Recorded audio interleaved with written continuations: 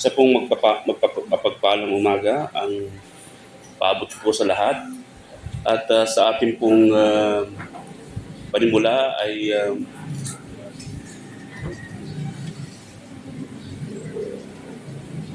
announcement.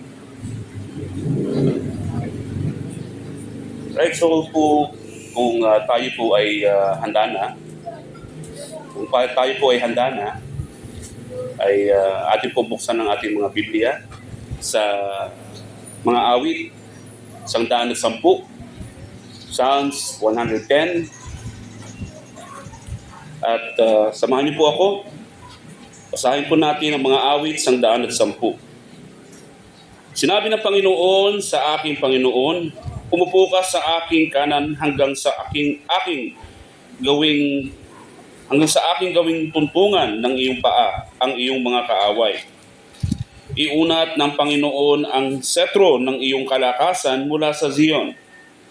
Mamuno ka sa gitna ng mga kaaway mo.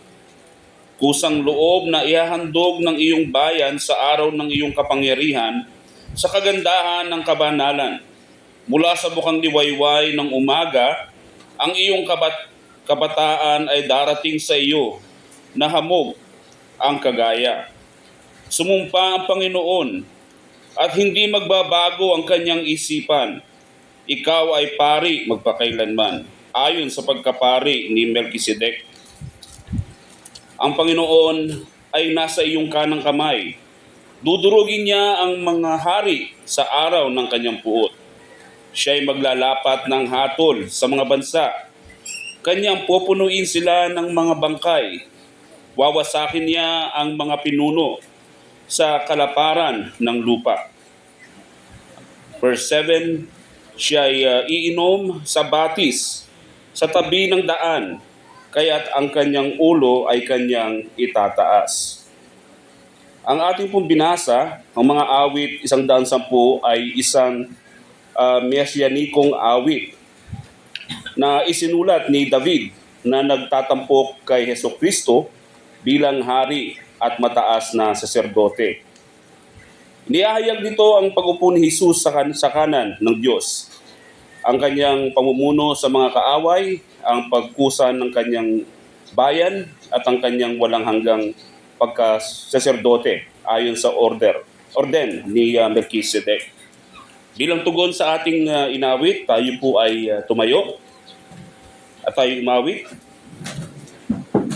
All glory, loud, and honor.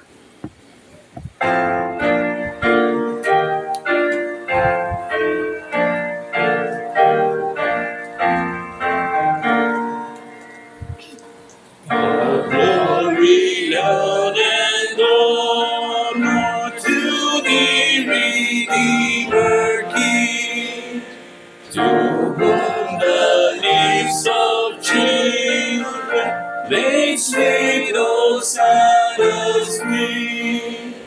Thou art the King of Israel, thou David's royal son, who in the Lord's name comes, the King and Blessed One.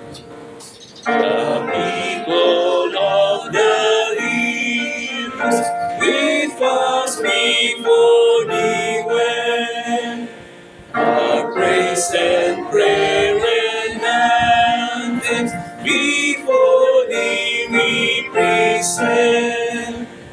To thee before thy passion they sang their hymns of praise. To thee now I exalted, our melody we raise. Thou didst accept their praises, accept the praise we bring.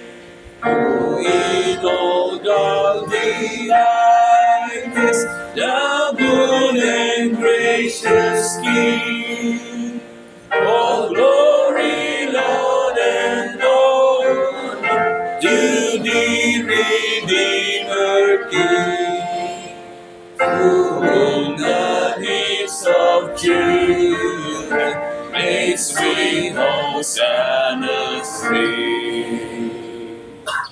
Tayo manalangin. Ama namin nasa langit, salamat po Ama sa biyaya ng buhay at kalakasan na meron po ang bawat isa. Kami po ay sa inyong biyaya ay narito po ngayon. Hayaan niyo pong maging karapat-dapat kami sa inyong harapan at mapakinggan po namin ang inyong mga salita. Sa aming pag-aawitan, kayo po ang maluwalhati, Ama. Ang aming dalangin sa pangalan po ni Jesus. Amen. Tayo po mo po.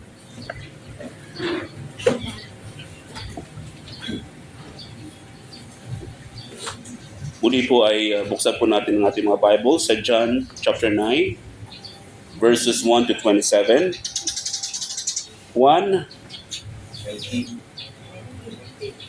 John chapter 19, verses 1 to 27. 1, 19, verses 1 to 27. Kung nariyan na po kayo, ay samahan niyo po ako sa pagbabasa. Pagkatapos ay kinuha ni Pilato si Jesus at siya'y kinagupit. Ang mga kawal ay gumawa ng isang koronang tinik, ipinatong sa kanyang ulo at siya'y sinuotan ng isang balabal na kulay ube. Sila'y lumapit sa kanya na nagsasabi, "Mabuhay ang hari ng mga Hudyo!" At siya'y kanilang pinagsusuntok. Si Pilato ay muling lumabas at sa kanila'y sinabi, "Tingnan ninyo, ilalabas ko siya sa inyo upang inyong malaman na wala akong nakitang anumang kasalanan sa kanya." Lumabas na si Jesus na may koronang tinik at balabal na kulay ube. Sinabi ni Pilato sa kanila, "Narito ang tao."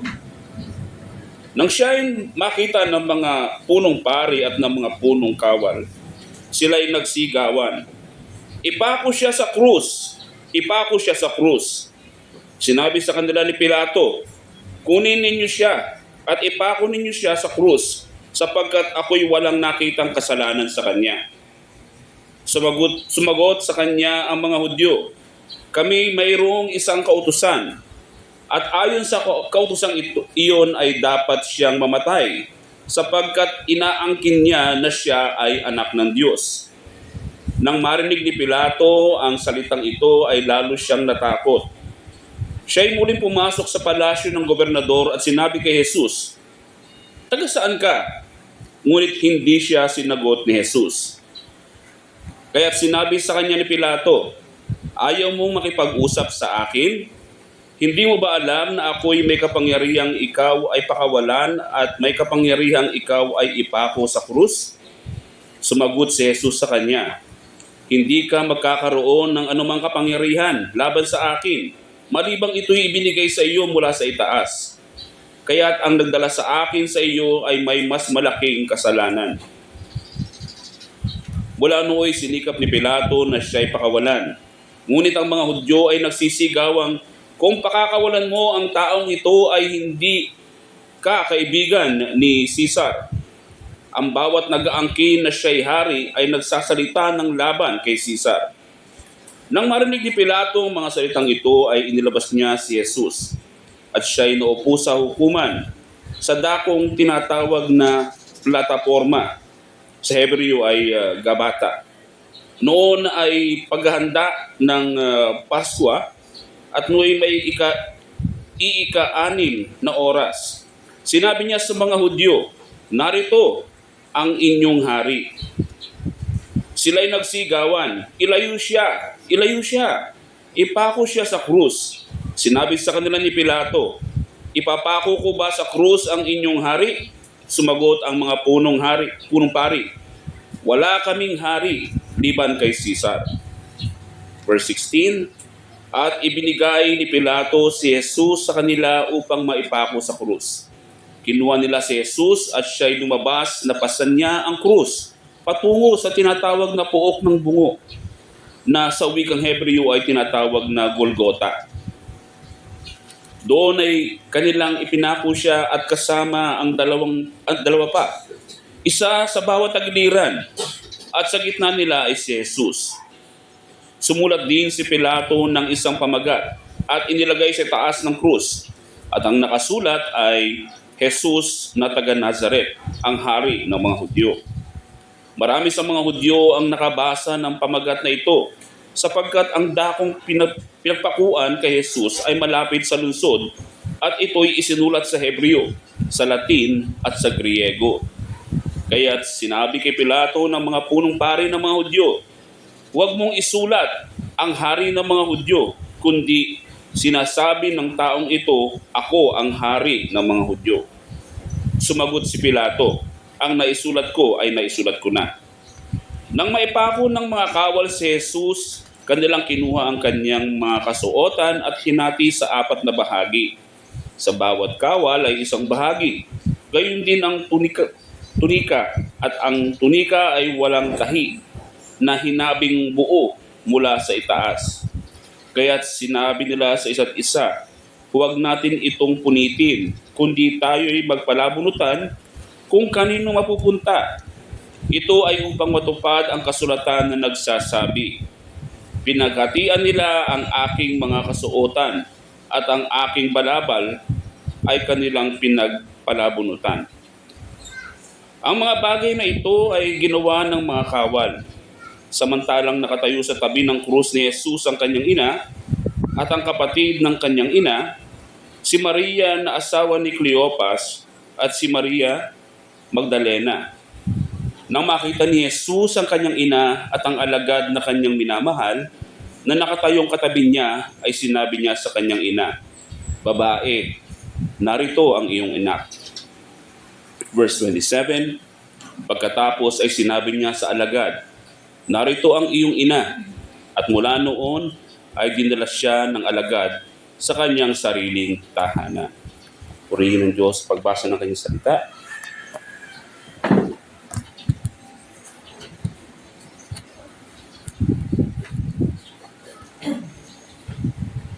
Yung ate pong nabasa ay ito na yung sabi natin, no, papalapit na kamatayan ng ating Panginoon Kristo. Pero kung mabalikan natin yung verses 4 and 6, sabi doon ni Pilato, "Wala akong nakikitang anumang kasalanan sa kanya." Kung susuriin rin naman natin ang buhay ng ating Panginoon, yung buhay niya sa mundong ibabaw na ito, ay tama si Pilato. Walang kasalanan na anumang may tuturing kay Jesus. Walang anumang maaari paratang sa kanya. Kaya ito'y magsilbing babala din sa bawat isa sa atin. Ngunit ang marami ay gaya ni Pilato na bagamat nakikita nila si Jesus ay walang kasalanan, ang kanilang nagiging tugon ay iba. Hindi handang tumindig sa katotohanan, lalo na't nasa harapan niya ang siyang walang kasalanan. At lalo pa ito nagiging namamagnify pa, lalo pa lumalaki, tumitingkad, dahil tayo, alam natin na tayo ay nasa estado ng kasalanan. Maring isipin natin na meron tayong kapangyarihan, gaya ng sinabi ni Pilato, meron tayong kapangyarihan na ibaon ang ating sariling mga sala at ligtas natin ang ating sarili. O maring talikuran si Jesus at tanawin natin ay bang naghahari sa ating buhay. At maring maghugas rin lamang tayo ng ating mga kamay at isipin natin na kahit siya ay walang kasalanan, pero ganun pa man ang ating kamay ay malinis. So ano man ang magiging pagtugon ng isang makasalanan sa kapahayagan ng Ebanghelyo, lalong-lalo na siyang walang kasalanan ay nasa harapan ng isang makasalanan, ay lalo pang maisip at harapin natin at lalo lamang rin madudumihan ang ating sarili sapagkat sa napakalaking kasalanan na ginagawa natin. Kaibigan, kung wala ka pa kay Jesus, narito si Jesus, ang siyang walang kasalanan. Inalay ang kanyang sarili para sa mga makasalanan. Makita mo nawa at yakapin mo ang ating Panginoon na nagbigay na kanyang sarili upang sa ganon ang makasalanan ay magkaroon ng pagkakasundo sa Diyos.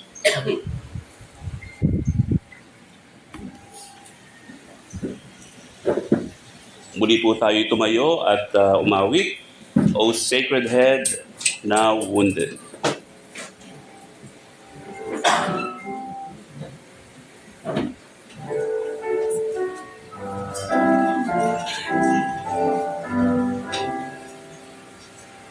O Sacred Head, now wounded, with grief and shame weighed down, now scornful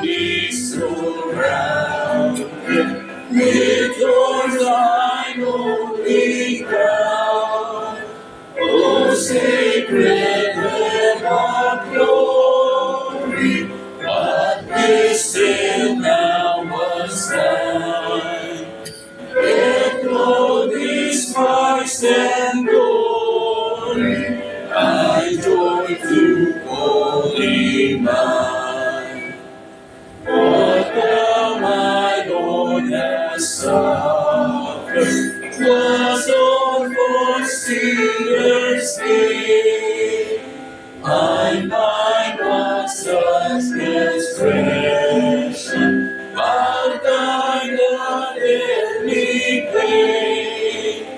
Oh, here I fall, my Savior, this I deserve thy grace. Look on me with thy favor, vouchsafe to me thy grace. What language shall I borrow to take me nearest friend? For this thy dying sorrow, thy pity without end. Oh, make me thine forever, and should I faint in thee, Lord, let me never, never I'll give my love to thee. Be near when I am dying. Oh, show thy cross to me, and for my soul provide. Come, Lord, to set me free. These eyes through faith receiving, from Jesus shall not move. For he who dies believing, thy safely through thy love. Let us pray, Lord. We thank you once again for this day that you have given upon us, Lord. We thank you, Lord, for the sacrifices that you have offered, that you offered your life for us, being sinners, being depraved, Lord. Ang aming mga kasalanan na ito ay kinarga mo doon sa krus ng Kalbaryo. At kami ay nagkaroon ng buhay na walang hanggan dahil sa iyong sakripisyo, Panginoon. Ikaw na nagbayad ng aming kasalanan, and ang katumbas nito ay buhay na walang hanggan doon sa kalangitan, Panginoon. Kaya ang pasalamat namin ay gano'n na lamang, na ang pagpapala na aming nakamtan sa mundong ito ay walang papantay, Panginoon, sa buhay na walang hanggan na aming nakamtan. Kaya bilang mga anak po ninyo, kami sasamba, kami ay magpupuri sa iyo, magluluwalhati sa iyo, Panginoon, at ibabalik ang lahat ng papuri na binagkaloob mo sa amin. Kami dumanas ng maraming pagsubok sa mga nakalipas na oras, panahon, araw. Pinaserve mo kami sa mga sandaling ito, Panginoon. Iningatan mo kami, binigyan mo kami ng aming pangangailangan, dinamitan mo kami, sinuplayan mo kami ng aming physical and material needs, and more importantly, Lord, ng aming spiritual needs. Ang lahat ng ito ay galing sa iyo. Kaya ibabalik namin ang papuri. Kasama ng aming mga kapatid sa Moro, sa SGC, pag-isahin niyo kami sa pagsamba sa maghapon na ito, Panginoon. Katagpuin niyo po kami, kahabagan niyo kami, patuloy niyo kami bigyan ng lakas, ng sigla ng aming katawan na makapaglingkod kami sa iyo, Panginoon, sa mga araw, buwan at taon ng aming buhay. Isuko namin sa iyo ito, Panginoon, na walang silbi ang mundong ito, walang silbi ang buhay na ito kung hindi maglingkod sa iyo. Kaya palakasin kami ng iyong mga salita, ng pangangaral na aming mapapakinggan, maging kalakasan namin ito na humarap sa maraming pagsubok sa mundo na ito, maraming tukso, Panginoon, na umahatak sa amin palayo sa iyo. Ang salita mo lamang ang magbibigay sa amin ng lakas, ang pagkain ng aming kaluluwa. Kaya sa aming pag-aawit, sa aming pakikinig, ay maging sentro ikaw lamang na aming Panginoong Jesucristo, na maging na walang ibang maging distraction sa aming pakikinig. walang ibang disturbances, kung hindi sa iyo lamang kami mag-focus, Panginoon. Kaya po, salamat muli sa maghapon na pinagkaloob mo sa amin sa araw ng pagsamba. Sa pangalan ng Kristo Kristo, itong aming dalangin. Amen. Tayo pwede pumupo. At bago po tayo umawit at makapakinig mamaya po ng pangaral, ay paalala lang po ang ating mga cellphones ay atin pong patayin muna upang makaiwas po sa distraction. At kung meron po kayong mga katanungan mamaya in regards to the teachings, pwede naman po kayo magtanong pagkatapos po. Kung na lang po kayo magtanungan sa isa't isa at baka may iba pa po ang information ninyo. And yung ating pong offering ay nasa likod lang po. Yung malaki pong box ay offerings po para sa members. If you are still not a member but you are blessed within the week, you're welcome naman po to give your share. Si Sister Tess po ay may kakambal po si Ate Beck na ngayon po ay nasa ospital. So we might also want to give our sharing kasi very financially struggling po. Lalo na po yung nasa hospital po si Ate Beck.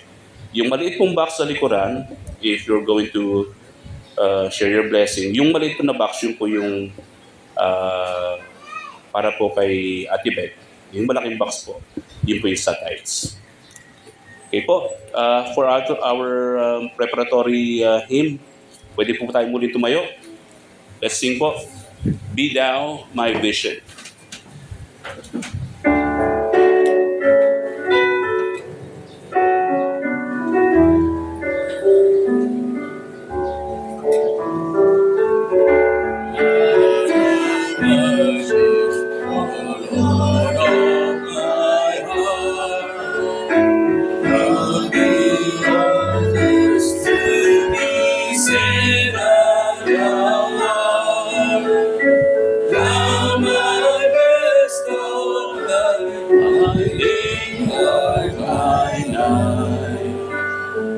Waking or sleeping, thy presence my life.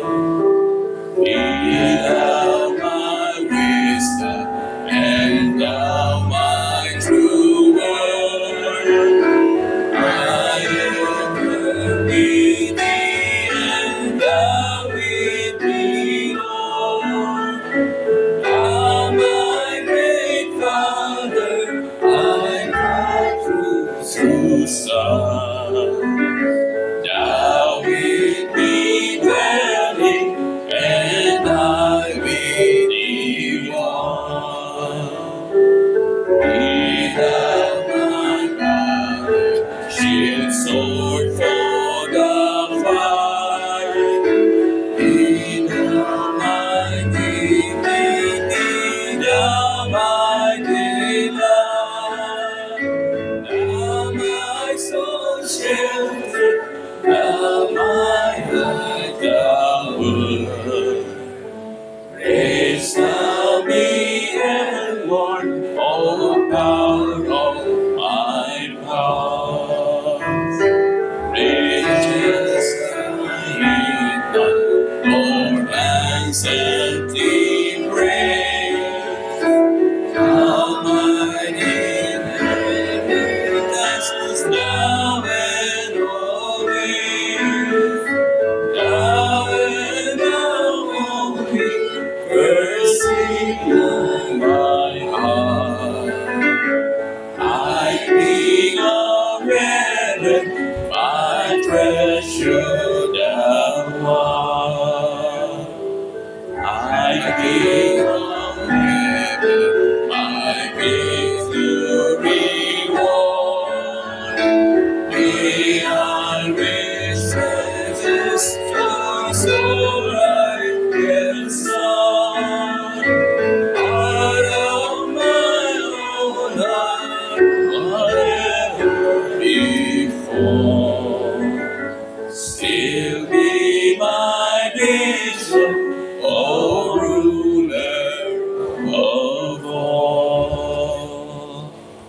mo po. Okay po, sa ating pong pagpapatuloy ng ating nag-aaralan ng aklat ni liham ni Apostol Pablo para sa mga taga-Thessalonica, narito na po tayo sa chapter 3 at ang ating pong pagbubulay-bulayan ay huling tatlong verses nitong chapter 3. So buksan po ninyo yung pong mga Biblia sa 1 Thessalonians chapter 3 at babasahin ko po yung verses 11, 12, and 13. 1 Thessalonians chapter 3 verses 11, 12, 13. Ngayon patnubayan nawa ng ating Diyos sa Ama at ng ating Panginoong Hesus ang aming paglalakbay patungo sa inyo. At naway palaguin at pasaganahin kayo ng Panginoon sa pag-ibig sa isa't isa at sa lahat ng tao, gaya naman namin sa inyo. Patibayin nawa niya ang inyong mga puso sa kabanalan upang maging walang kapintasan sa harapan ng ating Diyos at Ama sa pagdating ng ating Panginoong Hesus na kasama ang lahat ng kanyang mga banal. Purihin nawa pagkabasa ng salita ng Diyos, tayo po'y manalangin. Aming Diyos na dakila, tunay nga na hiningi namin ang kalakasan na mula sa inyo sa oras na ito. Gisingin po ninyo ang aming mga diwa, dalangin namin na tunay nga'y mahayag ang inyong pong salita ng payak at tunay nga ito'y maunawaan, mahimo kami at sumbatanin kami sa mga natitira pa namin mga kasalanan. Magintaan din ito ng kaligtasan, O Lord, at higit sa lahat, ang inyong pong kaluwalhatian ang mapahayag muli sa pangangaral ng inyong salita. Nawa Panginoon, ipatnubayan niyo po ang bawat isa sa ngalan ni Jesus. Amen. Kung maalala po natin ang mga mananampalataya dito sa Thessalonica ay sabihin natin mga batang mananampalataya pa lamang. They are infant in the faith. At hindi pa sila ganun kadami o natanggap nila na pagtuturo ng Apostol Pablo, sabihin natin mga basics pa lamang. Pero ganun pa man, ang kanilang pananampalataya ay totoo. At ito rin ay sinubok ng mga hamon, ng mga persecution, ng mga affliction. Maraming humamon sa kanilang pananampalataya, pero all the more na tumindig at nakita yung pagiging totoo ng pananampalataya na ito. At sa harapan niya ng maraming mga kaguluhan, ay pinadala ni Apostol Pablo si Timoteo upang tignan. Dahil baka mamaya nanghina ang pananampalataya nila, baka mamaya nanghinaan sila ng loob at tumalikod na lamang. Ngunit maganda yung naging report nito ni Timothy patungo kay Apostol Pablo. Nakita doon lalo na sa harapan ng mga pag-uusig na ito ay nandoon lalo pang tumibay ang pananampalataya at pag-asa ng mga taga-Thessalonica. At maganda nga yung naging report na inihatid ni Timothy. At lalo pa na nahimok si Apostol Pablo at kanyang mga kasamahan at nagbigay rin siya ng panalangin niya para umabot doon sa mga taga-Thessalonica na sila'y makatindig sa harapan ng Panginoon. Sinabi nga niya doon na matagal niya nilulong na makasama sila, ngunit hindi nagkaroon ng pagkakataon. Pero ganun pa man ay sinama niya sa panalangin ang mga kapatiran na ito. At meron doon yung longing niya na makita sila once again, face to face, at magkaroon ng fellowship sa kanila. So nakita natin na ganun yung sweet fellowship, nandun yung longing. Apostol Pablo, bagamat siya ay malayo, nahiwalay, pero meron silang isang pag-asa sa pananampalataya, nandun yung kanyang paghahangad na makasama muli. At ang panalangin ni Apostol Pablo ay sumasalamin kung paano niya nakikita, paano niya tinatanaw ang Diyos, paano rin niya ginagampanan ang may katapatan ang ministeryong pinagkaloob sa kanya, at paano siya lumalakad sa pamumuhay bilang isang mananampalataya. Yung kanya living out the salvation ay napakahalaga at lalo na ito'y umaakma, meron tong strong correspondence sa kanyang kaalaman sa Diyos. Nakita niya kung paano kumilos ang Diyos sa buhay ng mga taga-Thessalonica na ito. Nang sa ganun ay lalo pa siya mahimok na magpatuloy sa kanyang gawain at sa kanyang paglilingkod. At dito nga muli, dito sa binasa natin, dito sa last 3 verses nito 1 Thessalonians chapter 3, yung verses 11, 12, and 13, na ito isang parang panalangin, isang parang benediksyon. At hango po dito sa tatlong verses na ito, ang ibibigay ko po mensahe sa atin sa umaga na ito. As the glory of God is His main commitment, the increase in love for one another and the growth in holiness be our main engagement. Ang sa Diyos, yung kanyang kaluwalhatian, ang kanyang pangunahing pananagutan. Yun ang commitment ng Diyos, yung kanyang kaluwalhatian. At dahil yun ang kanyang commitment para sa kanyang kaluwalhatian ng lahat ng bagay, tayo ngayon, kung ikaw ay mananampalataya, gaya ng mga mananampalataya na tinipon dito sa Thessalonica, ang pangunahing gawain natin o yung chief engagement o yung main engagement natin ay yung pag-ibig sa isa't isa at yung paglago sa kabanalan. So nandoon, bagamat commitment na Diyos ang kanyang kaluwalhatian, paano siya luluwalhatiin sa konteksto na isang lokal na iglesia, gaya na nasa Thessalonica, ang kanilang pag-ibigan at ang kanilang paglago sa kabanalan. Kung babalikan natin sa Lumang Tipan, paano nakita ni Moises ang kaluwalhatian ng Diyos? Dahil nabanggit ko nga, ito yung kanyang commitment. Ang commitment ng Diyos ay para sa kanyang kaluwalhatian. Kung babalikan natin doon sa Exodus 33 at 34, sa napakadaming attributes ng Diyos, ang kaluwalhatian niya, yung nananantay, yung umibabaw sa lahat, singled out sa lahat ng attributes na ito, yung kanyang glory. Binibigay ito ng direct, harap-harapan na encounter sa Diyos at sa tao. Sabi nga ng Diyos sa bundok na iyon, na sinabi ng Moises, ipakita mo sa akin ang iyong kaluwalhatian. Sabi ng Diyos ay hindi mo maaaring makita ang harap-harapan ng kaluwalhatian ng Diyos. It would be not possible para sa isang makasalanan. At ang nakita ni Moises yung likuran na part na lamang. Pero ganun pa man, kahit yung likuran na part ng Diyos, yung nakita niya ay parang in awe si Moises. At ang naging tugon ni Moises doon ay pagsamba, worship. Ito yung naging tugon ni Moises.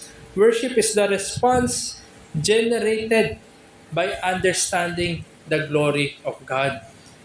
Pag naunawaan mo, nakita mo na tunay ngayong maluwalhati ang Diyos, naunawaan mo kanyang kaluwalhatian, at sa lahat ng katangian ng Diyos, ang kaluwalhatian niya ay siyang pinakaibabaw sa lahat. Ikaw ay magkahandara pa para sumamba, magpasalamat. At ang tipanan mga taong tipanan ng Diyos, ang mga kanyang mga niligtas ay sumasamba rin sa Kanya sapagkat hindi lamang sa Kanyang kaluwalhatian, sapagkat naging totoo rin sa kanilang buhay yung Kanyang habag, yung Kanyang steadfast mercy, at yung Kanyang lubos na pagbibiyaya sa Kanya. Yung Kanyang kapuotan ay nawaksi na, nalihis. At tayo ngayon ay lalo pa nadudulot sa postura ng pagsamba.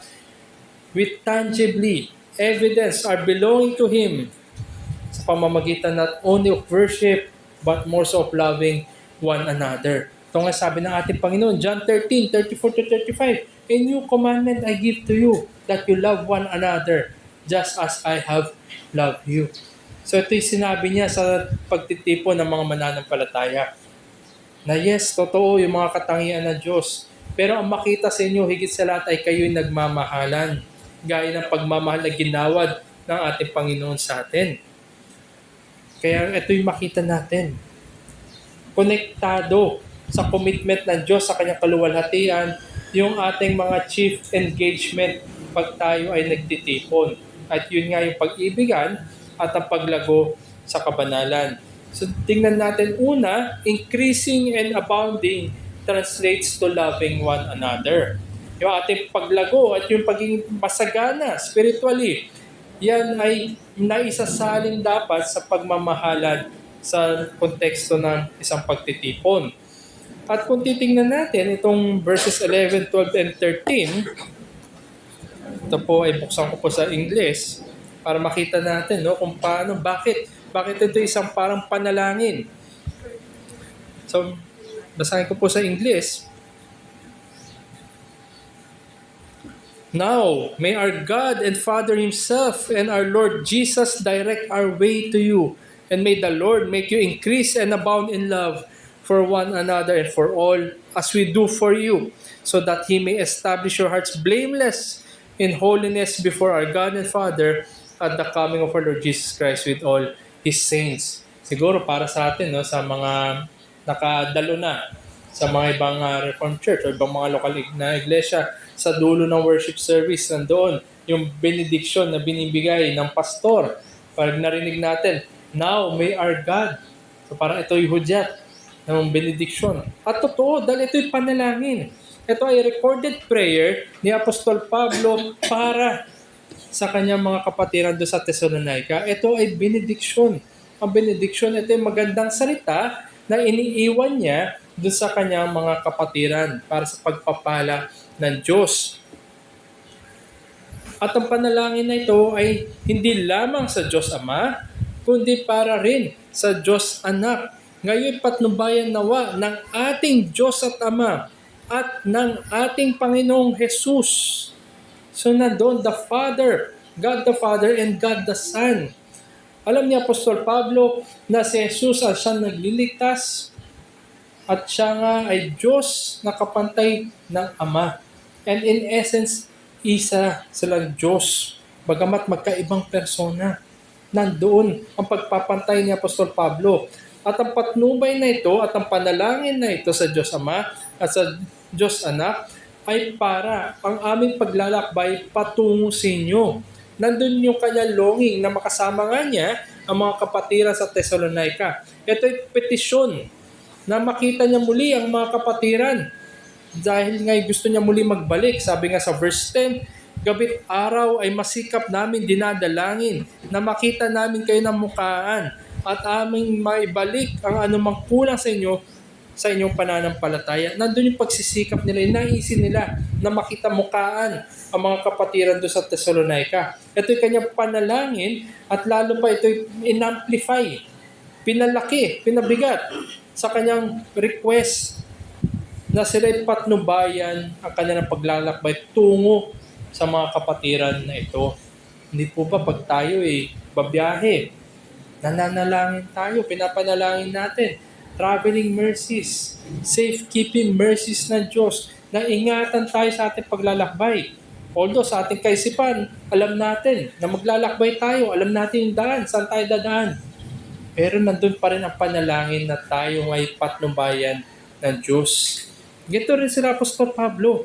Bagamat nandun yung kanilang naisin na makasama ang mga kapatiran, hindi nila nahihiwalay ang panalangin na aming paglalakbay patungo sa inyo.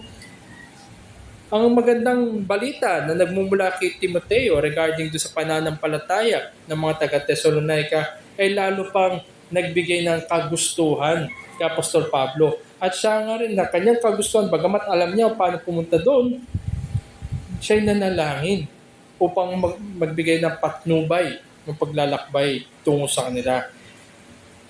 Nasa ganun ay masuplayan niya yung anuman pang pagkukulang sa pagtuturo. Nasa ganun ay lalo pa tumibay ang pananampalataya nitong mga taga-Thessalonica. At dito rin, makita natin, at naway palaguin. Ito yung kanyang naisin. Ito yung kanyang panalangin para dito sa mga taga-Thessalonica. At naway palaguin at pasaganain kayo ng Panginoon sa pag-ibig sa isa't isa at sa lahat ng tao. Sa English, and may the Lord. Ito'y request, another request. Nananalangin si Apostol Pablo sa pamamaraan ng isang benediction nga na nabanggit ko kanina, na nag-iwan siya ng magandang salita para sa kanila hanggang sa siya maka-actual na makapunta doon. Na habang wala pa kami dyan, naway kalooban ng Diyos na kayo palaguin pa sa pagmamahalan. Ito ngayon na para sa mga mananampalataya doon na mag-continue, magpatuloy yung pagde-develop ng kanilang pananampalataya. At kung ano man ay matutunan nila ang salita ng Diyos, dumagdag ang kanilang kaalaman, lumago sila sa pagmamahalan at sa pag-ibigan. Palaguin at pasaganahin, pag-ibig sa isa't isa at sa lahat ng tao. Hindi maaari na lumago lamang sila sa pag-ibigan sa isa't isa at hindi lalago yung pag-ibig nila sa ibang tao. Yan ay parating magkatambal. Hindi mo kayang mahalin ang iyong kapatiran kung hindi mo rin mamahalin ang mga nasa labas. Hindi exclusive. Yes, nandoon yung dynamics na kayo magkakapatid sa pananampalataya. Pero ganun pa man ay dapat may simpatya ka sa ibang tao. Paul prays for the cultivation, pagnininang ng mga biyaya na ito ng pagmamahalan ng mga taga-Thessalonica. Na sa ganun ay ma-practice rin nila, ipamuhay rin nila ang pagmamahal na ito na hindi lamang nakikita sa kanila, kundi ito'y nararanasan, nararamdaman din ng ibang tao. Kung alalahanin ninyo, doon sa chapter 1, ito ngay ang kanilang pananampalataya ay sounding forth, umaalingaw-ngaw. Ibig sabihin, hindi ito nako-confine sa kanilang pagtitipon. Pati yung mga pagano, mga hindi mananampalataya, sila na mismo yung nagpapatotoo dito sa mga taga-Thessalonica na to na sila ngay binago ng Diyos. Paano nila papatunayan yun? Tangibly. Nakikita, na-evidence sa kanilang pamumuhay. At sila rin, kahit paano ay nakakatanggap ng pagmamahal mula dito sa mga taga-Thessalonica na ito.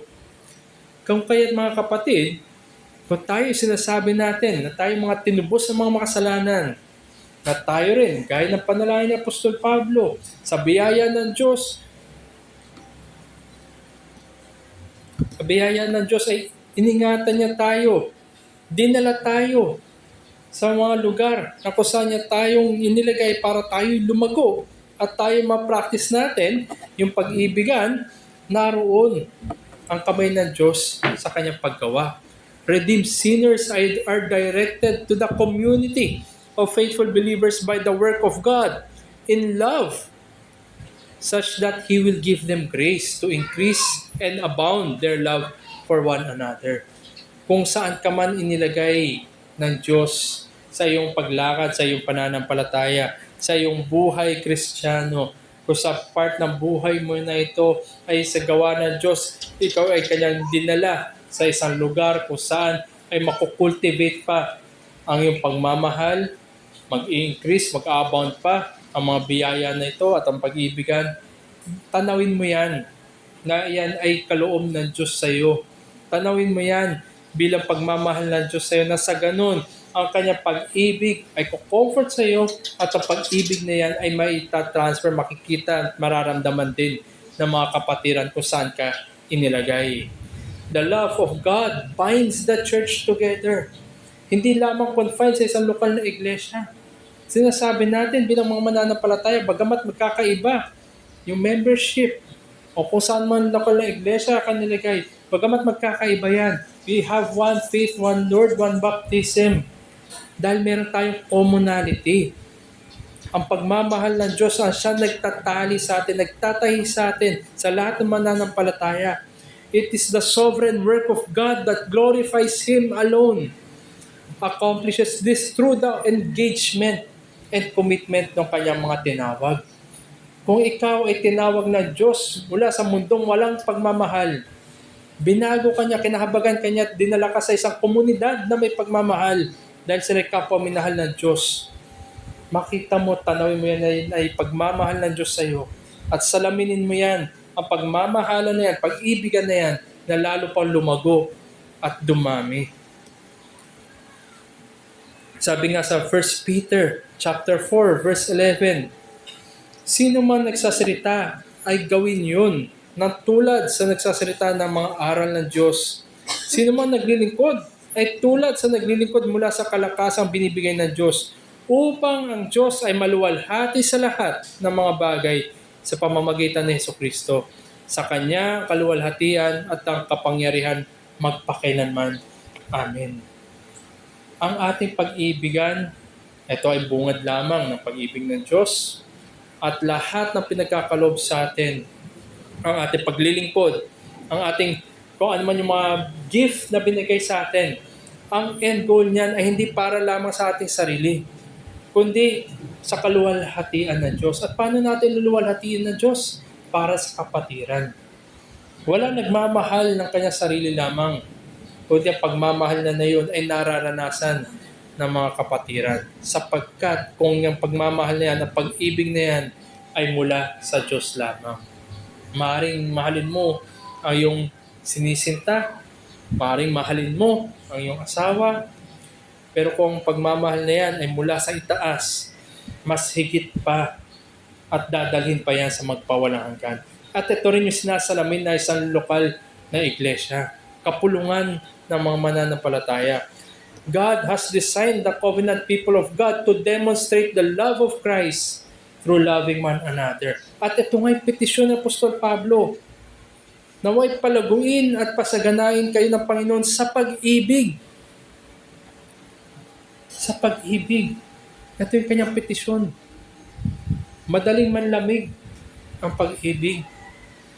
Kaya't kailangan ay palaguin at pasaganahin ayon sa kalooban ng Diyos. Commitment to God is evidenced by believers being directed by God. Nang sa ganun sila ay kung saan man sila nilagay ng Diyos, mag-engage sila. Meron tayong engagement. Hindi tayo passive lang, hindi lang tayo tanggap ng tanggap, hindi tayo kabig. Kundi meron tayong engagement, meron tayong pakikisalamuha, meron tayong ginagawa para sa isa't isa. Meron tayong gawain para sa isa't isa. At dito nga ito'y pag-ibig. Commitment to God. Kung tayo may commitment sa Diyos, kung gusto natin bigyan ng kaluguran at luwalhati ng Diyos, nandun dapat ang pag-iibigan. Gaya ng panalangin nito ni Apostol Pablo. To be engaging not only with the members of the church, but also with other local churches as well. Nasa ganun ay tayo lumago, mag-increase yung graces natin, moving us from loving one another even more. Dahil nga tayo ay inihanda sa magpawalang hanggan. Sabi nga ni G.K. Chesterton, how much larger your life would be if yourself would become smaller in it. Mas malaki ang iyong buhay kung maliit ang tingin mo sa iyong sarili.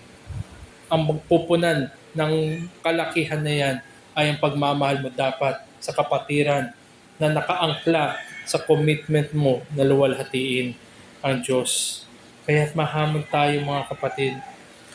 Active engagement and commitment sa para luwalhatiin ng Diyos. Sa napakadaming paraan ng pagdedemonstrate natin ng pagmamahalan natin sa panalangin, sa pagtulong, sa pangangamusta, sa pagbibigay ng aliw. Napakadami natin pwedeng gawin para sa isa't isa. At lahat yan ay nasa umbrella ng pagmamahal at pag-iibigan. Lahat ng yan ay ayon lamang rin sa commitment natin na luwalhatiin ng Diyos. At tandaan natin, God is committed to glorify Himself. Nawa ay hindi tayo against sa commitment ng Diyos, kundi tayo ay kasama sa commitment ng Diyos na iyan. Ito'y nagpapatibay sa ating pananampalataya sa harapan ng mga hamon.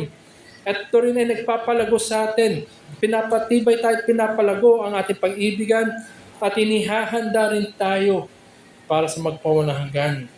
At muli sabi ni G.K. Chesterton, one of the greatest responsibilities of the servant of God is to pray and to be used in the life of God's flock. Tayo manalangin. At anong laman ng panalangin natin? Yung ating pasarili.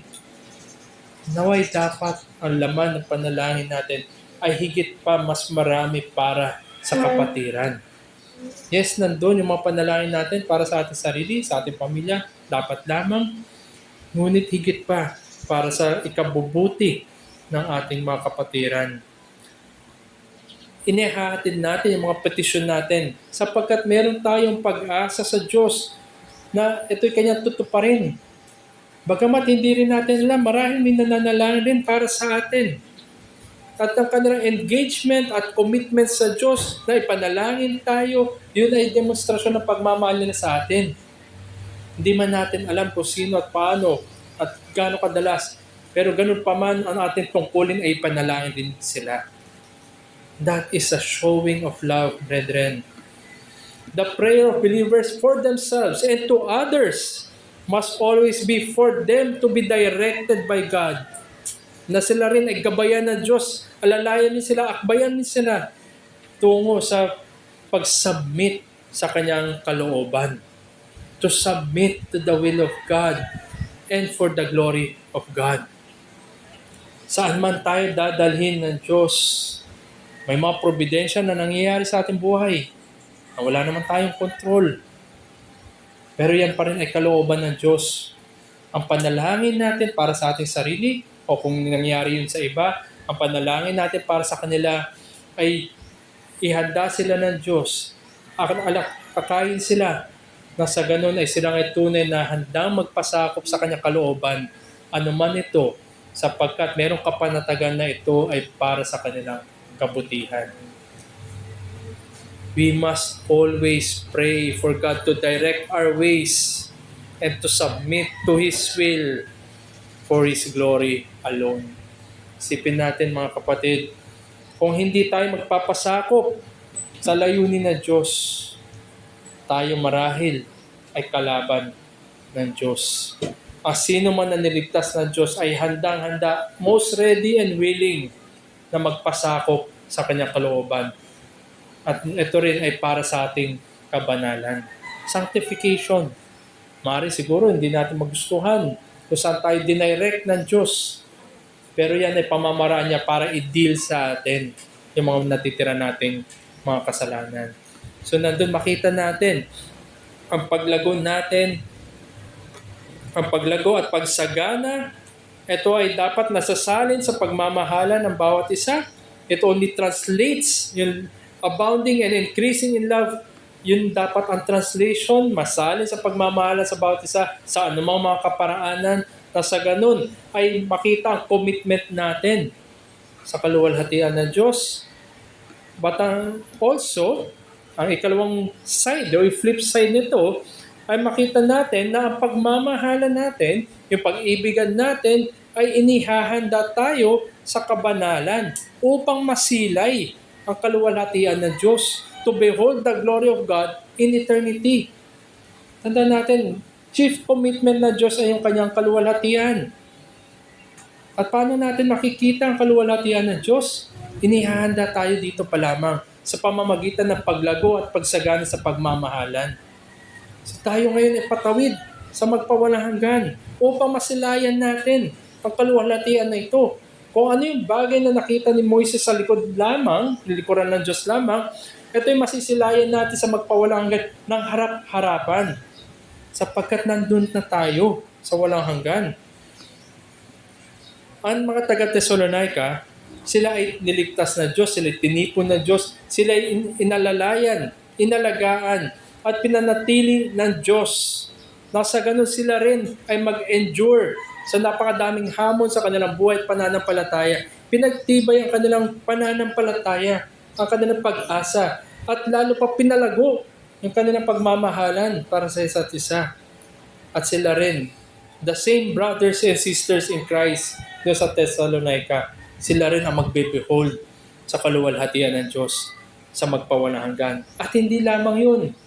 Bagamat nakahiwalay sila Apostol Pablo, ay makakasama rin nila sa magpawalang hanggan. They are all na beholding God in all and full of glory. So verse 13, sabi nga sa English, so that He may establish your hearts blameless in holiness at the coming of our Lord Jesus with all His saints. Bagamat hindi pa bumabalik muli ang ating Panginoon Kristo, pero lahat ng mga makasalanan tinubos sa biyaya ng Diyos na nasa kalangitan na ngayon, they are beholding God and much more glory sa kanyang muling pagbabalik. Tandaan natin sa muling pagbabalik ng ating Panginoon, consummation. Bagamat nandito pa tayo sa panahon ng intermediate, sa pagbabalik muli ni Kristo, nandiyan na yung bagong langit, bagong lupa. Wala na ang sumpa ng kasalanan, wala na ang kamatayan, lahat ngayon titapon na sa magpawalang hanggang kahatulan. At ang naroon na lamang ay ang kanyang mga tinubos, ang kanyang mga niligtas. At sabi nga ni Apostol Pablo, love remains. Matatapos din ang pananampalataya at pag-asa sapagkat nasilayan na ang kaluwalhatian at maluwalhating tagapagligtas. Paul reminds the Thessalonians that the increase in love should result to being conformed through holiness. lahat ng ating ginagawa, ng pagsasagana natin at yung pagde-demonstrate natin ng pagmamahalan, yan rin ay dapat na itatranslate na isasalin sa kabanalan. Lahat ng totoong pagmamahal ay nandun din yung trust, nandun din yung pagtulak sa atin sa kabanalan. Kung alalahanin natin, nabanggit ko kanina, yung Hebrews 12:14, holiness without which no one will see the Lord. Kung hindi tayo nagmamahalan na nagtutulak sa kabanalan, paano natin masisilayan ang kaluwalhatian? Yan ay pagpapaalala ni Apostol Pablo dito sa mga taga-Thessalonica na to. Sa kasama sa kanilang paglago sa pagmamahalan, sila rin ay unti-unti lumalago sa kabanalan. At ito rin ay totoo sa bawat mananampalataya. Hindi natin pwede sabihin lumalago ako sa pag-ibig, pero hindi ito nasasalin sa kabanalan. Walang tunay na pagmamahal dyan.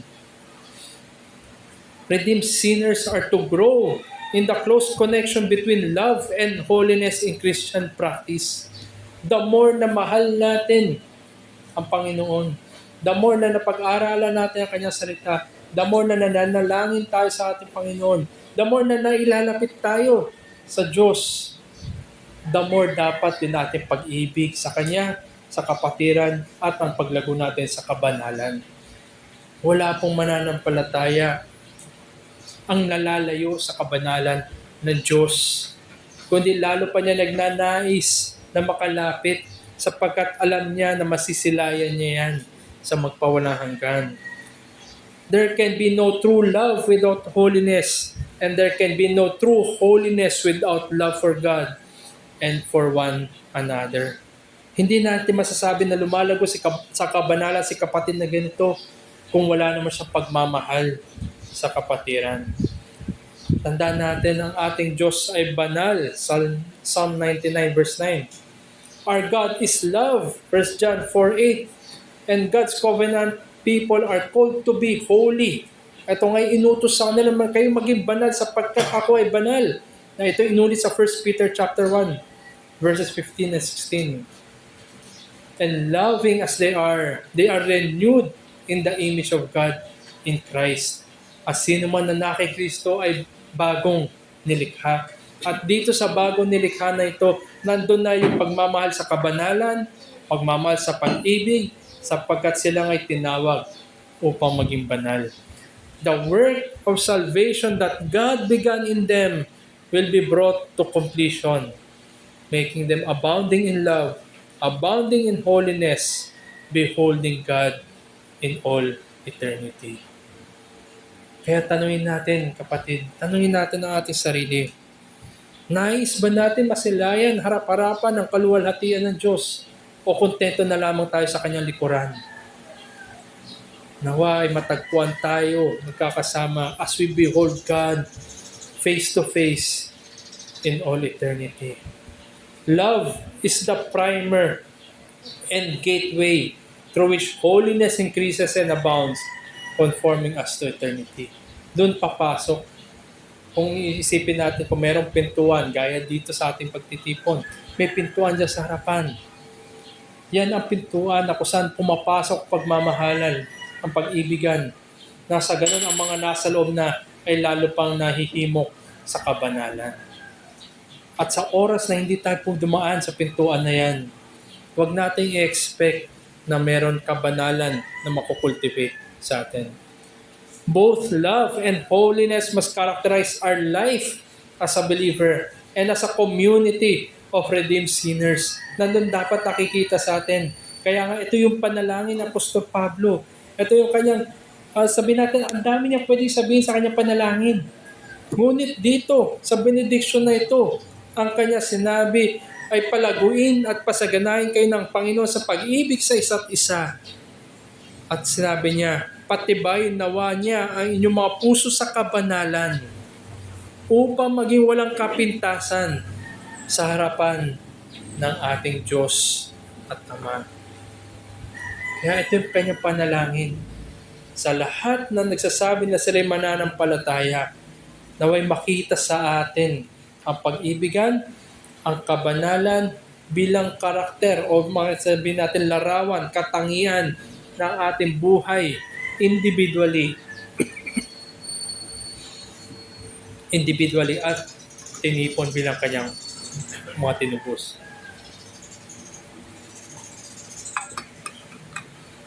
At sa patutuo na ito, isa pag-e-evidence natin ng pag-ibig at kabanalan na ito, it is our evidence that we are indeed blameless in Christ and walking towards glory. Isipin natin muli, mag-simulate tayo. Kunwari, bumalik ang ating Panginoon. Di ba nga, ito rin yung kanya sinabi sa Ebanghelyo. Marami ang lumalapit sa kanya, Lord, Lord. Pero hindi naman na nakitaan. Sinabi nila, ginawa namin this and that sa inyong pong pangalan. Pero hindi sila nakitaan ng mga katangian na nakadikit, nakaakibat sa kanilang Panginoon. Pag-ibig at kabanalan. I never knew you, yung tugon ng ating Panginoon. As we look forward sa pagbabalik muli ng ating Panginoon, gaya ng panalangin dito ni Apostol Pablo, na pagtibayin nawa niya ang inyong mga puso sa kabanalan upang maging walang kapintasan sa harapan ng ating Diyos at Ama sa pagdating ng ating Panginoon Jesucristo na kasama ang lahat ng kanyang mga banal. So as we look forward to that, pinanalangin ni Apostol Pablo ang mga kapatiran doon sa Thessalonica. Hindi niya alam ano man ang mauuna. Sila man ay dalhin sa langit o babalik muli ang ating Panginoon. Whichever comes first. Ilang limang taon na lumipas at narito tayo. Ganun pa rin ang panalangin, whichever comes first. Naway tayo matagpuan na sagana sa pag-ibig at sagana sa kabanalan. Only holiness can give us confident expectation of salvation. Holiness will attest to the reality of faith by which we are saved.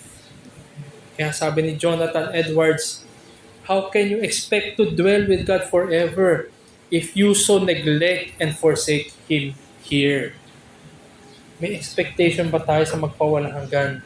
Kung dito pa lamang sa mundong ibabaw na ito, napakadali natin talikuran, gaya ni Pilato, napakadali natin baliwalain, ang pagtitipon, napakadali natin gawan ng paraan pa upang lumayo sa Diyos. Yan ay pagsasalamin na walang kabanalan at walang pag-ibig sa Kanya. At bilang pagtatapos naway nakita natin kung gaano ka-crucial. Bagamat ito'y 3 verses lamang. Ito'y panalangin nga. Lamang, maiksing panalangin. Pero nandun ang pagpapakita sa atin, ang paglago sa pagmamahal, pag-ibigan, ay kaakibat ng kabanalan. At dahil sa dalawang bagay na yan, ang totoong mananampalataya na lumalago at sagana sa pag-ibig at kabanalan, sila yung inihahanda sa pagpapalik muli o di kaya maitawid tayo sa magpawalang hanggan. Kaya bilang pagtatapos, mag-iwan po ako ng babala sa atin lahat. Unang-una, ang pagmamahala natin, pag-ibigan natin, at yung nakikita natin, kabanalan natin, hindi yan yung basis ng salvation. Hindi po tayo naliligtas kahit gaano natin kamahal yung kapwa natin at gaano yung pinapakita natin, kabanalan natin, hindi ka dyan naliligtas. Kundi baliktarin. Ikaw ay nagmamahal, umiibig ka sa iyong kapwa, sa kapatiran, at ikaw rin ay napapabanal sapagkat ikaw ay niligtas na. Huwag natin pagbaliktarin. Napakahalaga nito. At kung ikaw ay tunay na niligtas, nandun dapat ang iyong paglago at pagsagana sa pag-ibig at kabanalan. Wala rin siyang nililigtas na iniiwan niya ng ganun. Kundi ang lahat ng niligtas ng Diyos ay lumalago at sagana sa pag-ibig at kabanalan. Ang ating sanctification, yung ating pagpapabanal, yan ay bunga ng kapatawaran, yung pag-aaring ganap, yung justification. Yan ay bunga nun. Hindi tayo nagpapabanal upang maging matuwid. Kundi sapagkat tayo matuwid na sa harapan ng Diyos, tayo ay nagpapabanal. Kaya i-pursue natin. Strive natin to pursue love and holiness. Let us strive in our active engagement and full commitment. Naroon dapat yung engagement ng bawat mananampalataya sa kanyang kapatiran. At nandun din yung commitment niya sa pag-ibig at sa kabanalan. Na sa ganun, ang lahat na ito'y mauwi sa kaluwalhatian ng Diyos lamang. At alalahanin natin, lalo na kung ikaw ay wala pa kay Jesus. Sino man ngayon, kaibigan, kung wala ka pa kay Jesus, tandaan natin ang panalangin ni Apostol Pablo ay ang katiyakan ng pagbabalik muli ni Jesucristo. At sa kanyang pagbabalik muli ay wala ng kapatawaran. Kahatulan ang kanyang daladala. Kahatulan para sa mga wala kay Kristo. Christ is coming again to judge. At kung ikaw ay wala pa kay Kristo, at ikaw rin kapatid, kung kulang sa pagmamahal o pag-ibig o kabanalan, may we never be found lacking both in holiness and love. At kung wala ka kay Kristo, saan mo makikita? O saan mo matatagpuan? Saan mo makukuha ang pagmamahal o pag-ibig at kabanalan na nire-require sa iyo? Wala sa iba, kundi sa ating Panginoon Jesucristo lamang. Kaya ito rin ay panawagan ni Apostol Pablo. Tandaan natin na itong sulat niya, liham niya sa mga taga-Thessalonica ay hindi lamang para doon, kundi ito'y pinaikot din. At ngayon, sa panahon natin ngayon, napakadami na nakabasa na liham na ito. At ito rin ang panawagan ni Apostol Pablo. Babalik muli ang ating Panginoon. At meron siya nire-require na pag-ibig at kabanalan mula sa iyo. Kaya ito rin yung ating awitin maya-maya lamang na naghihimok sa atin na sinulat ni Samuel Stone, yung Churches One Foundation, na sinabi niya doon na tanging mga niligtas na mga makasalanan lamang, the redeemed sinners, ang kanyang paglalarawan sa kanila, "O happy ones and holy, Lord," ato kanyang panawagan, "Lord, give us grace that we, like them, the meek and lowly, on high may dwell with Thee." Nandun yung kanyang panawagan, nakahabagan sila, bigyan sila ng biyaya, lumago sa pag-ibig at kabanalan, na sa ganun ay gaya ng mga nauna na masilayan rin nila ang kabanalan ng Diyos kasama ang lahat ng mga niligtas na. Nawa ay mahamon tayo mga kapatid at kaibigan kung wala ka pa kay Jesus. Nandun, tandaan natin sa kanyang muling pagbabalik, kahatulan. Ngunit habang binibigyan pa tayo ng oportunidad, ng mga araw, ng mga pagkakataon na makarinig na salita ng Diyos, mga pagpapaalala ng ating kahinaan at epekto o consequence ng ating mga kasalanan, naroon nawa ay balikan mo at alalahanin mo ang mga salita na ito, that love and holiness can only be found in our Lord and Savior, Jesus Christ. Ito ay pagtawag sa iyo sa pagsisisi sa kasalanan at manampalataya lamang sa Kanya. Na sino man na Kanya nililigtas, ay palalaguin niya, pasagana sa pagmaibig at kabanalan, at dadalhin niya kung saan man niya ito'y dadalhin. Nasa ganun ay nandun siya sa kapulungan ng mga kapwa niligtas. Nasa ganun ay sabay-sabay nila masilayan ang kaluwalhatian ng Diyos sa magpawalang hanggan. Tayo po'y manalangin. Muli, aming dakilang Diyos, salamat nga po sa inyo pong pagpapaalala sa amin sa pamamagitan ng panalangin ni Apostol Pablo. Salamat din na pagpapaalala nyo, lalo na sa panahon ngayon na kung saan ang mga tao'y nasa iba ang kanilang pag-ibig, walang pagpapakita sa kabanalan, at naway makita sa amin na kami naman nagsasabi ng mga mananampalataya, aming paglago sa pag-ibig at kabanalan. At naway mahimok din ang mga kapatiran na tunay ngayon maging kasangkapan din kami para po sa kanilang paglago sa pag-ibig at kabanalan. Na sa ganun ay masilayan namin na magkakasama ang inyong pong kaluwalhatian. At hiningi rin namin ang inyong pong pagsama sa bawat isa na sa inyong pong kamay ng pagkilos at inyong pong kalooban ay tunay nga na matuto kami mag-submit sa inyong pong kalooban. Hiningi rin namin, Panginoon, na ihanda nyo rin po ang bawat isa sa mga hamon sa aming buhay at pananampalataya, na maging pagkakataon nito na balikan ang inyong po salita, balikan at manalangin, balikan at sumuko sa inyong pong kalooban, na lahat ito'y mauwi lamang sa inyong pong kaluwalhatian, na siya inyong pong pangunahing gawain, at naway maging kasama kami sa pagbibigay ng kaluguran sa inyo. Dalayan namin na kahabagan niyo pa po ang mga wala pa po sa inyo at mamahikay at mapagtibay ang mga nasa inyo na. Ito po aming dalangin sa ngalan ni Jesus. Amen. Tayo po tumayo at aawitin po natin yung Church as One Foundation.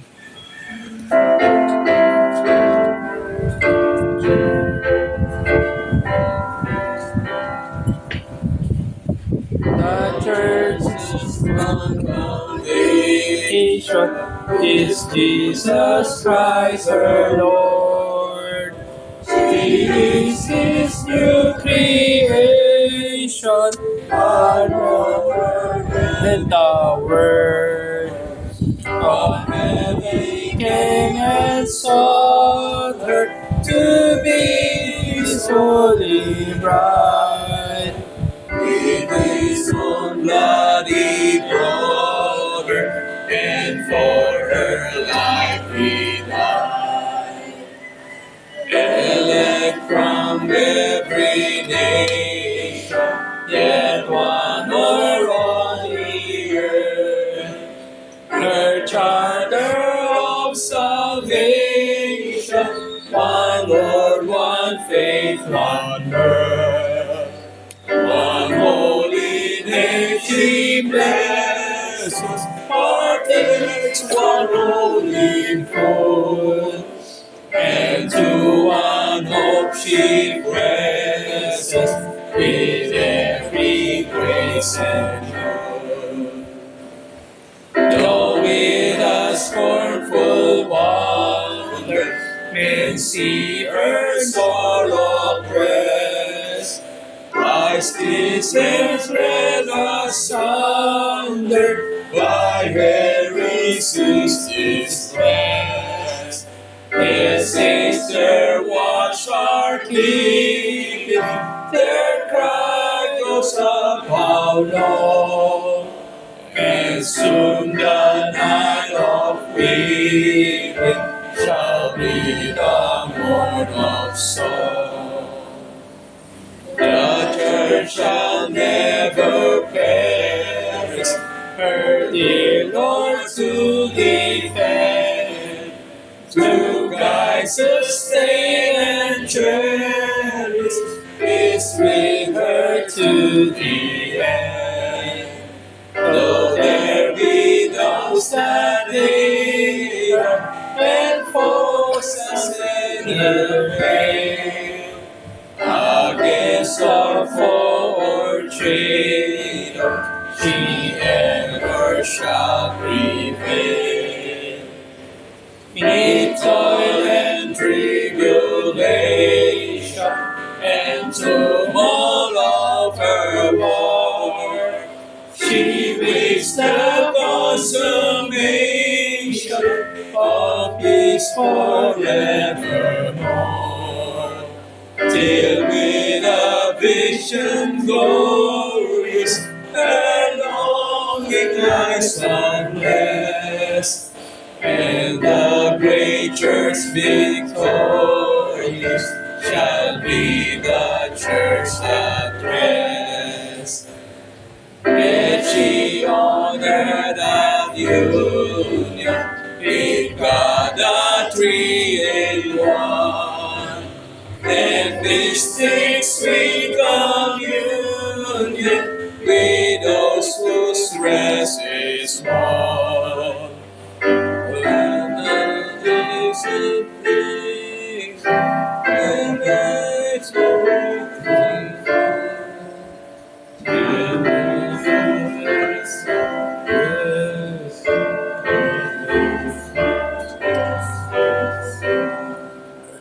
Let us pray.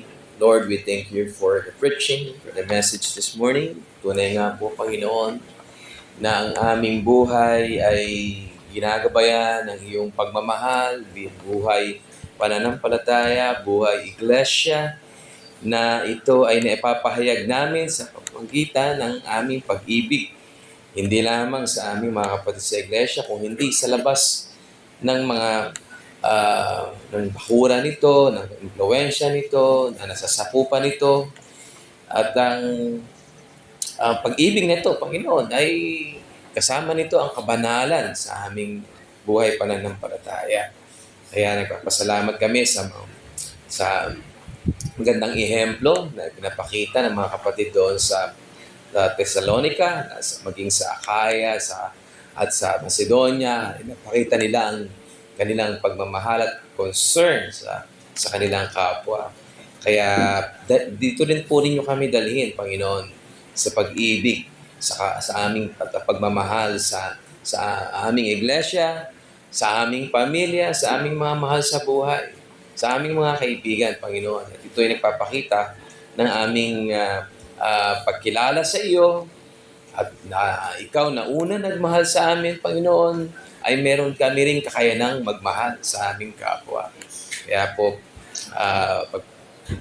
pagpalain ang iyong mga salita, pagpalain ang pangangaral na aming napakinggan, Panginoon. At papauni namin ito, hindi lamang sa pagkapakita ng concern sa aming mga kapatid sa iglesia, kundi maging sa labas nito. Kaya may marami kaming mga kasama, kapatid sa iglesia na may mga dinadaanan proseso sa buhay, dinadaanan na mga struggles.